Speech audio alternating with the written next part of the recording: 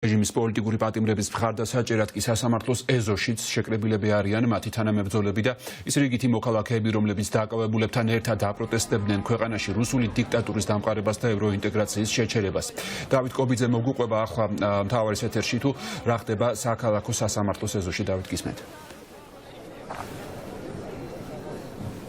დილის 10 საათიდან საქალაქო სასამართლოს ეზო არის სავსე იმ ადამიანებით, რომლებიც დღეს აქ მოვიდნენ იმისთვის, რომ სოლიდარობა და მათი მხარდაჭერა გამოხატონ რეჟიმის პატიმრების მიმართ. ხედავთ ალბათ კადრში და მანამდეც პირდაპირ ეთერის მეშვეობით მაყურებელი ადევნებდა იმ ადამიანების რაოდენობას თვალს, რომლებიც აქ არიან შეკრებილები. ძალიან ბევრ მათგანს აუცილებლად უნდა აღინიშნოს, რომ სურდა დღეს პროცესზე დასწრება. აქ გარეთ იმყოფებიან როგორც ოჯახის წევრები, ასევე დაპატიმრებული რეჟიმის ტყვეების ახლობლები, მეგობრები, კოლეგები და ამ ადამიანებს ბუნებრივია ჰქონდათ სურვილი სასამართლო პროცესზე დასწრებოდნენ და შესულიყვნენ დარბაზში, თუმცა როგორც მაყურებელმა უკვე იცის, ძალიან პატარა დარბაზში მიმდინარეობს დღეს 11 პატიმრის პროცესი, ამიტომ ბევრმა მათგანმა ფიზიკურად ვერ მოახერხა, რომ შესულიყო და პროცესს დასწრებოდა. ამიტომ ისინი არიან აქ ეზოში და ხედავთ ბანერებსაც, რომლებსაც მოგვიანებით უფრო დეტალურად დაგათვალიერებინებთ და ამ ფორმით აპროტესტებენ იმას, რომ ეს ადამიანები რეჟიმის ტყვეობაში იმყოფებიან და ასევე ამ ადამიანებს სოლიდარობას უცხადებენ. შეგვიძლია რომ აქ ყოფ ადამიანებს გავესაუბროთ. ნიკა თავაძეს ხედავთ, პირდაპირ ეთერში ვარ თქვენის ნებართვით. გითხავთ, თქვენთვის რის მანიშნებელია თუნდაც ის მცირე დეტალი, რომ დარბაზი ძალიან პატარა აღმოჩნდა დღეს, თქვენც სურდათ დასწრება, ძალიან ბევრ თქვენს კოლეგას, თუმცა ვერ მოახერხეთ. საბოლოოდ რა მოლოდინი გაქვთ დღეს, რა გადაწყვეტილებას ელოდებით მოსამართლის მხრიდან? არ ვიცი, ახლა დარბაზთან დაკავშირებით ვერაფერს ვერ გეტყვით, მაგრამ მოლოდინი მაინც ოპტიმისტური გვინდა რომ გქონდეს და გვინდა რომ რაღაცნაირად დასრულდეს ეს ყველაფერი და რაღაცნაირად ეს ყველაფერი გრძელდება, რაც ქუჩაში იყო ძალადობა, თითქოს ახლა შენობაში გადმოიწია ამ ყველაფერმა და ვფიქრობთ, რომ რაღაცნაირად უნდა ყველაფერი ეს დასრულდეს ერთშენიერ დღეს რა. და ამის ძალიან დიდი იმედი გვაქვს. თუმცა, რა ვიცი, მოლოდინის რეჟიმში ვართ, ნახოთ რა იქნება. დიდი მადლობა, ნიკა თავაძეს უსმენდით პირდაპირ ეთერში. ხედავთ ბანერებს, რომლებიც ცოტა ხნის წინ გაშალეს აქ შეკრებილმა ადამიანებმა. აქ უფრო ახლოს მივალ და გაჩვენებთ წარწერებს. ხედავთ, ერთ-ერთი ყველაზე დიდი ბანერი არის პოლიცია კანონს არღვევს და აქ დღეს აუცილებლად უნდა აღნიშნოს, რომ პოლიციის დიდი მობილიზებაა საქალაქო სასამართლოსთან.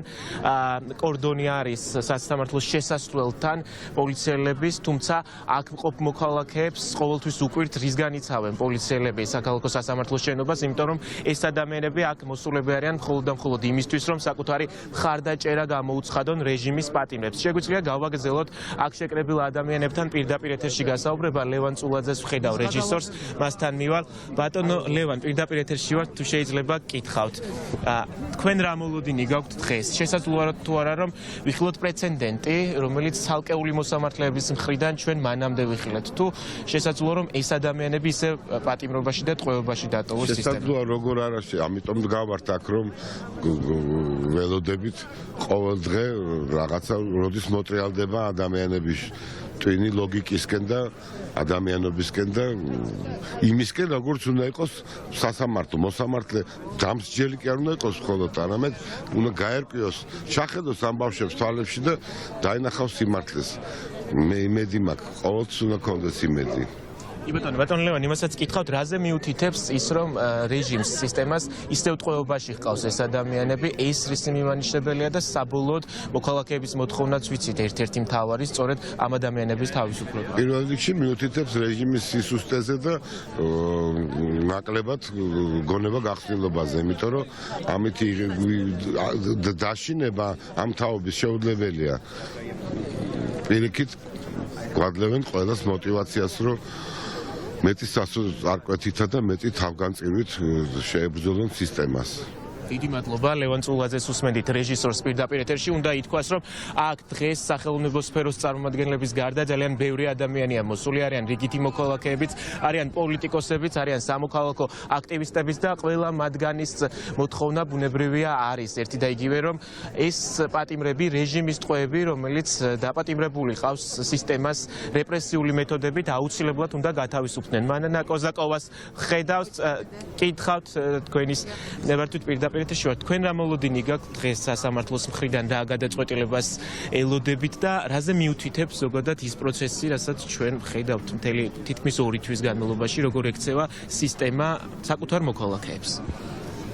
იმედი მაქვს მაინც კეთილგონიერების, რომ იმას მაინც გააკეთებენ, რომ სასამართლომდე გამოუშვან და არ არიან ესენი არსად გამქცევები და წამსვლელები და ვიმედოვნებ, რომ მაინც ეყოფათ ამის მართლა რა ვიცი ვაშკაცობა, რომ მიხედვით რომ ეს ნამდვილად სინდისის პატიმრები არიან, იმაზე ლაპარაკი რაღაც დააშავეს და ამ დრო იყო რა ვიცი რაღაც შეიარაღებული ბანდის მეთაური, ნუ რაღაცა ღიმილის მომგვრელია რომ არ იყოს ეს ყველაფერი აი ამ შედეგი დამთავრებული, რომ ადამიანი ზის ციხეში და მისი შვილი ელოდება და მისი ოჯახი და აბსოლუტურად დაუმსახურებლად, როდესაც იხარ ციხეში. ეს ძალიან ეს არ არის იული.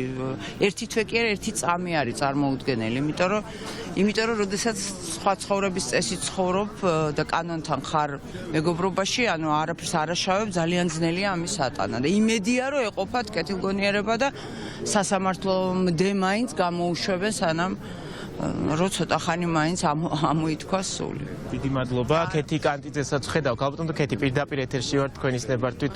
თქვენს კითხავთ თუ შეიძლება აი თქვენთვის რის მანიშნებელია ერთის მხრივ სისტემის დამოკიდებულება ამ ადამიანების მიმართ, რომ ტყვეობაში არიან მტკიცებულებების გარეშე ფაქტობრივად და მეორეს მხრივ იმ ადამიანების პროტესტი, რომელსაც უწყვეტად უკვე დღეს 44 დღეა დედაქალაქის და მთელი საქართველოს გარშემო ხედავთ. რა გითხრათ, აბა ეს პროტესტი უნდა გაგრძელდეს, მე ესე ვფიქრობ და ალბათ გონია რომ ყველაფერი კარგად იქნება. რა გითხრათ, არ ვიცი, აი ძალიან განვიცდი და ძალიან ცუდად ვარ აი ამ ყველაფრის გამო და ამ ბიჭების გამო და მინდა რომ განთავისუფლდნენ დღეს, აი ამას ვფიქრობ. გააქვთ მოლოდინი რომ მოსამართლემ შესაძლოა ეს გადაწყვეტილება მიიღოს. რაღაცა ვფიქრობ, თითქოს იქნება არსებობს რაღაცა, რომელიც გაეღვიძება რომელიმეს მაინც და იქნებ მოხდეს სასწაული, რა ვიცი. დიდი მადლობა ქეთი კანტიძეს უსმენთ პირდაპირ ეთერში. გაჩვენებთ კადრში ძალიან ბევრი ადამიანია შეკრებილი საქალაქო სასამართლოს მეორე მხარესაც. ეს ადამიანები დღილის 10 საათიდან მოვიდნენ აქ და დგანან იმისთვის რომ საკუთარი მხარდაჭერა გამოხატონ აქ დაპატიმრებული ადამიანების მიმართ. გიორგი ცხადაძე, მომღერალი მსახიობი არის ჩვენთან ერთად. გიორგი, თქვენც კითხავთ, თქვენ რა მოლოდინი გაქვთ დღეს სასამართლოსგან? შესაძლოა თუ არა პრეცედენტი ვიხილოთ იმის, რომ ეს ადამიანები ვიდრე წინა სასამართლოს ხდომა არ ჩაინიშნება, სახლებში დაბრუნდნენ, თუ ისევ ტყვეობაში დატოვებს თქვენი შეფასებით მოსამართლე? შეიძლება ძალიან ბავშვურად გამომდიოდეს და რაღაც მიამიტორად, მაგრამ რატომღაც იმედი მაქვს, რომ მოხდება ეგ პრეცედენტი, რაზეც აღნიშნეთ. იცი რა არის? ყველამ ვიცით, რომ აქ არ წყდება მარტო ეს გადაწყვეტილებები და ხელისუფლების მხრიდან პოლიტპატიმარი არის ანდრო და მასთან ერთად დაკავებული ადამიანები და გონია რომ რატომღაც აი ამ წელს ისეთი კარგი არაფერი მოგვისმენია და პირველი ამბავი მაინც იქნება, რომელიც ოდნავ რაღაც კარგს მოიტანს ჩვენთვის, იმიტომ რომ ანდრო ჭირდება ქართულ თეატრს, ანდრო ჭირდება ჩვენს მეგობრებს და დარწმუნებული ვარ, რომ გარეთ შევხვდებით. არ ვიცი, ეს დღეს იქნება თუ ცოტა ხანში იქნება, მაგრამ მაინც იმეც ვიტოვებ, რომ დღესვე გახარებულები წავალთ აქედან. დიდი მადლობა. გიორგი ცხადაძეს უსმენთ პირდაპირ ეთერში.